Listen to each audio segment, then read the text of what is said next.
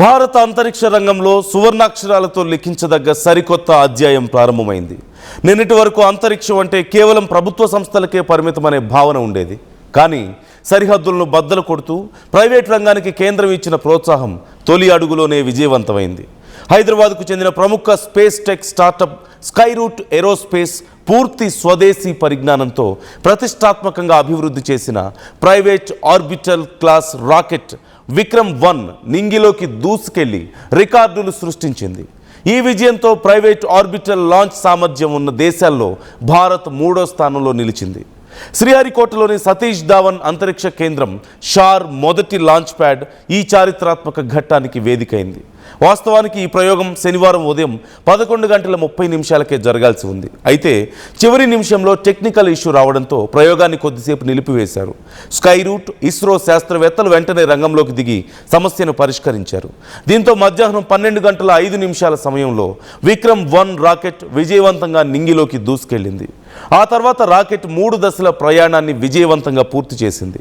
చివరిగా 3D printed liquid ఇంజిన్తో పనిచేసే orbital adjustment module ద్వారా 6 పేలోడ్లను నిర్దేశిత 450 కిలోమీటర్స్ భూ దిగువ కక్షలోకి ఖచ్చితత్వంతో ప్రవేశపెట్టింది. ఈ రాకెట్ కేవలం శాటిలైట్స్ను మాత్రమే కాదు, భారతీయుల భావోద్వేగాలను కూడా అంతరిక్షంలోకి తీసుకెళ్లింది. భారత ప్రధాని నరేంద్ర మోదీ తన స్వహస్తాలతో వందే మాతరం అని రాసి పంపిన ఒక ప్రత్యేక పోస్ట్ కార్డును ఈ రాకెట్ అంతరిక్షంలోకి మోసుకెళ్లింది. దీంతో పాటు ఇస్రో మాజీ చైర్మన్లు, శాస్త్రవేత్తలు, ఇండియన్ ఆస్ట్రోనాట్స్ పంపినటువంటి డజన్ల కొద్దీ చేతిరాత పోస్ట్ కార్డులను ఒక స్పెషల్ పేలోడ్ బాక్స్లో భద్రపరిచారు. ఈ మిషన్ కోసం రాత్రింబవళ్లు శ్రమించిన ఇంజనీర్లు, టెక్నీషియన్ల సంతకాలను రాకెట్ కవచంపై ముద్రించారు. అలాగే ఒక ప్రత్యేక classic bloom art work 18 carats బంగారంతో చేసిన విక్రమ్-1 రాకెట్ సూక్ష్మ రూపాన్ని కూడా పేలోడ్లో ఉంచి నింగిలోకి పంపించారు. ఈ ప్రయోగంలో మరో ప్రౌడ్ మూమెంట్ ఏంటంటే స్టూడెంట్స్ పార్టిసిపేషన్.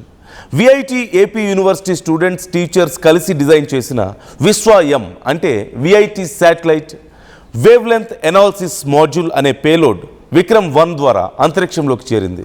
బెంగళూరుకు చెందినటువంటి స్పేస్ టెక్ స్టార్టప్ గ్రహ స్పేస్తో విఐటి ఏపీ కుదుర్చుకున్న ఒప్పందంలో భాగంగా మిషన్ సిద్ధి క్రింద ఈ ప్రాజెక్ట్ రూపుదిద్దుకుంది. సూర్యుడి స్పెక్ట్రమ్ను వివిధ వేవ్ లెంత్లలో అధ్యయనం చేసేందుకు ఈ కాంపాక్ట్ మాడ్యూల్ ఉపయోగపడుతుంది. ఇక ఈ అద్భుత విజయం వెనుక ఇద్దరు యువకుల పట్టుదల, ఒక అందమైన స్నేహం కూడా దాగి ఉంది. వారే Skyroot Aerospace CEO Pavan Kumar Chandana, COO Nagabharath Daka. వీరు కేవలం బిజినెస్ పార్ట్నర్స్ మాత్రమే కాదు, ఒకప్పుడు ఇస్రోలో శాస్త్రవేత్తలుగా పనిచేస్తూ ఒకే గదిలో ఉన్న రూమ్మేట్స్ కూడా. హైదరాబాద్కు చెందినటువంటి పవన్ కుమార్ ఐఐటి ఖరగ్పూర్లో మెకానికల్ ఇంజనీరింగ్ పూర్తి చేశారు. నాగభరత్ ఐఐటి మద్రాస్ నుంచి ఎలక్ట్రికల్ ఇంజనీరింగ్ పూర్తి చేశారు. ఇద్దరు ఇస్రోలో ఉద్యోగాల్లో చేరి కొన్నేళ్ల పాటు రాకెట్ డిజైన్పై కలిసి పనిచేశారు.